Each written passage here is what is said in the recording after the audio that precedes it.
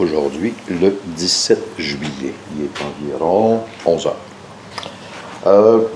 En attendant, je n'ai toujours pas reçu la fameuse douille, la fameuse bite qui permet de retirer les boulons de la culasse, c'est-à-dire les bottes de terre. Mais c'est en chemin, je devrais l'avoir dans le courant de l'après-midi. En attendant, il y a des petites choses à faire, comme enlever la panne à l'huile. Les Français appellent ça le carter d'huile. Ici, on utilise le terme anglais pan, oil pan, qu'on a traduit comme étant la panne à l'huile. C'est des douilles de T27, il y en a un total de 20. De toute façon, je vais changer la panne, étant donné qu'ici, il y a passablement de rouille. La même chose ici, donc, étant donné que le moteur est sur le support, c'est beaucoup plus facile à enlever. Et là, on va aller voir à l'intérieur pour voir s'il n'y a rien qui a chauffé, il n'y a rien qui est magané. OK, je m'y mets. Ah, il y a 20 bottes en tout.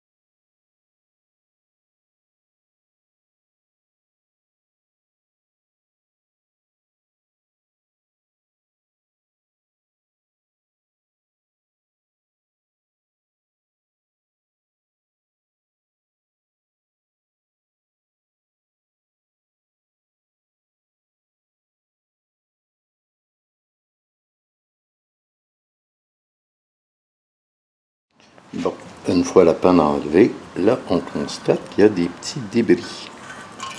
Et ça, habituellement, des débris, ça veut dire qu'il y a eu un bris métallique quelque part. On va aller investiguer un peu plus profondément.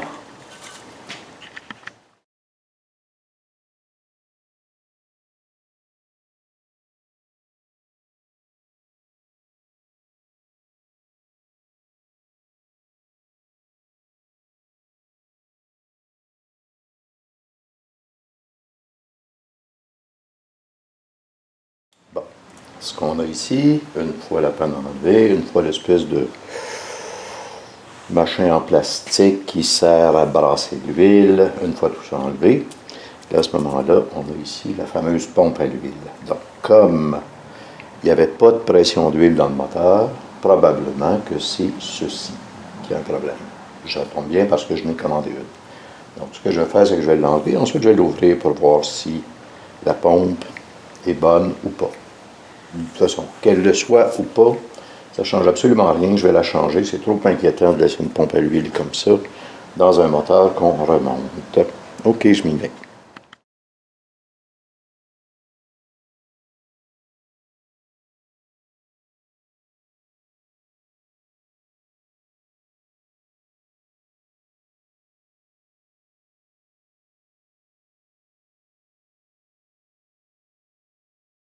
Maintenant, on va enlever la partie inférieure de la panne à l'huile pour accéder au bas des pistons et au bloc moteur.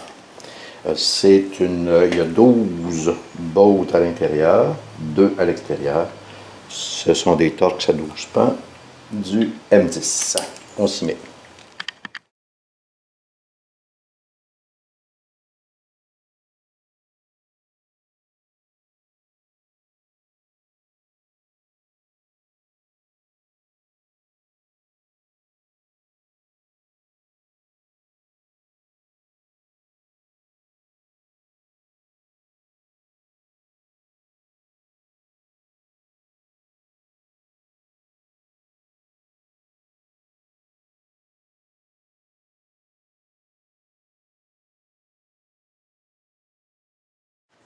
quand vient le temps d'enlever des grosses pièces comme ça, la hantise, c'est d'avoir oublié une botte quelque part, de forcer et de casser.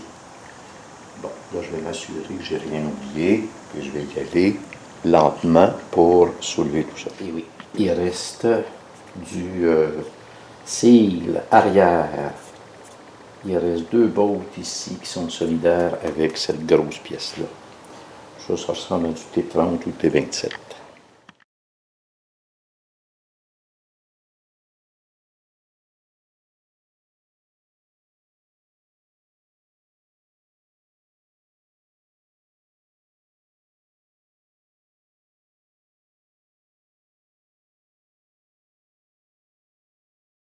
Bon, le fameux colis vient enfin d'arriver, c'est-à-dire espèce de BitTorx à 6 pans avec des dents profondes. C'est une 10 mm qui s'appelle S2, pardon, M10S ou Polydrive. Après vérification, ça va bien. Bon, là, je l'avoue, Émile, tu es sûrement aussi pressé que moi d'enlever la tête, mais avant de se faire, on va se calmer un peu. Je vais me calmer un peu, toi je sais que tu es très calme. Je vais me calmer un peu, on va enlever toutes les bottes ici pour le collecteur d'échappement, parce qu'une fois que la tête va être enlevée, ça va être beaucoup plus difficile. Extraire ces bottes-là de ces endroits. Parfait, on s'y met.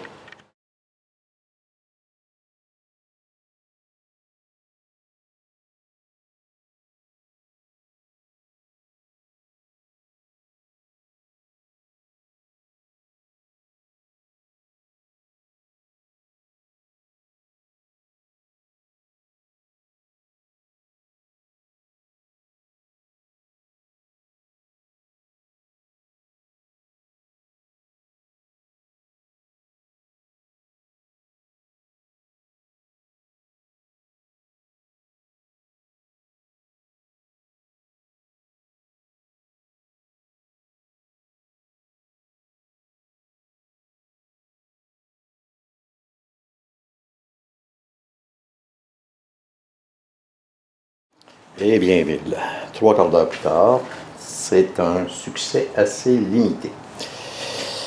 Je veux dire par là que, ici, on va faire un zoom là-dessus.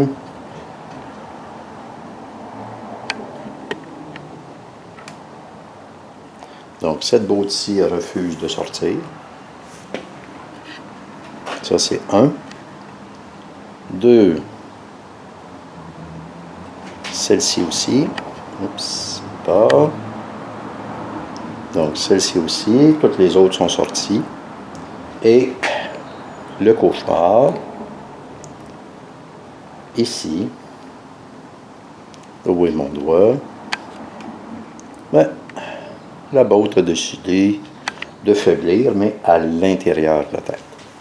Ça signifie qu'il va falloir qu'on sorte une mèche, une toute petite, faire un trou, ensuite une plus grosse, et finalement, on va refaire les filets de cette botte-là. Inquiète-toi pas, Émile, je vais présenter tout ceci, mais dans un premier temps, on va d'abord enlever la tête. En passant, je voulais rajouter que pour les fameuses bottes qui ont coupé, ben, plusieurs pourraient être découragés face à ça. Mais des pros comme toi et moi, au lieu de se décourager, on s'assoit, on réfléchit et on trouve des solutions. Ça, Émile, là, c'est la beauté de la mécanique. OK, on s'y met pour la tête.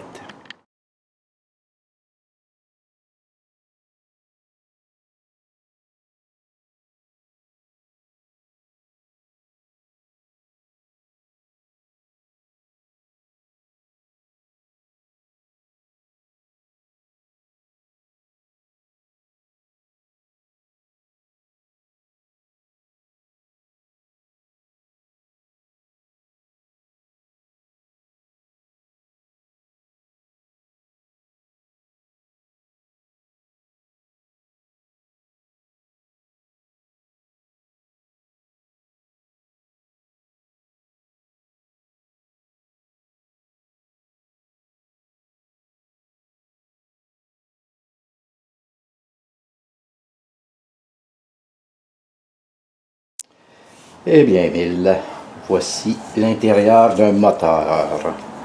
Donc, ce que je fais, c'est que je tourne le vilebrequin. Et là, on voit les pistons monter, descendre, comme ceci. Sauf que quand tu roules sur la route, ça monte et descend à peu près 2000 fois par minute. 2, 3, 4. Bref, ça fond vite. Maintenant, l'examen. Dans l'ensemble, je dirais que les couronnes, les têtes de piston sont piles. Surtout les cylindres. Ça, c'est le cylindre numéro 1 ici. C'est le plus près des chaînes avant. Donc, cylindre numéro 1. L'intérieur du cylindre est encore, somme toute, beau. Oh. Quoique, il y a des petites choses un peu inquiétantes. Pas dire passablement inquiétantes, comme s'il y avait pompé de l'eau. Et les cylindres numéro, en particulier le cylindre numéro 1, cylindre 2 et 3, eux me paraissent, somme toute, très beaux.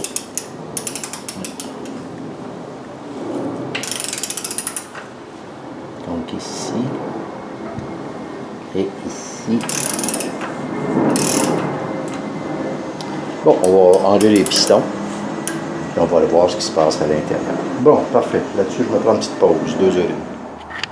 Eh bien, Émile, probablement, Émile, que parfois, ta maman te demande de faire le ménage de ta chambre.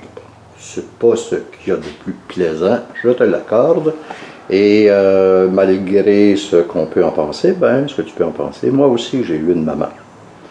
Donc, pourquoi est-ce que je parle de maman qui te demande de faire le ménage de ta chambre? Parce qu'après avoir tout défait, ben, pratiquement tout défait le moteur, à ce moment-là, ça laisse l'établi comme ta chambre, très à l'envers. Donc, on va d'abord, avant d'aller plus loin, faire un bon ménage là-dedans parce que je vais avoir besoin d'un établi propre pour défaire le reste du moteur, c'est-à-dire enlever les pistons et aller prendre des mesures très précises sur tout l'intérieur du moteur. Donc, la prochaine chose, une fois que le ménage est fait, là, je pense qu'il va être rendu assez tard. C'est vendredi, je vais probablement m'arrêter. OK, fin de cette partie.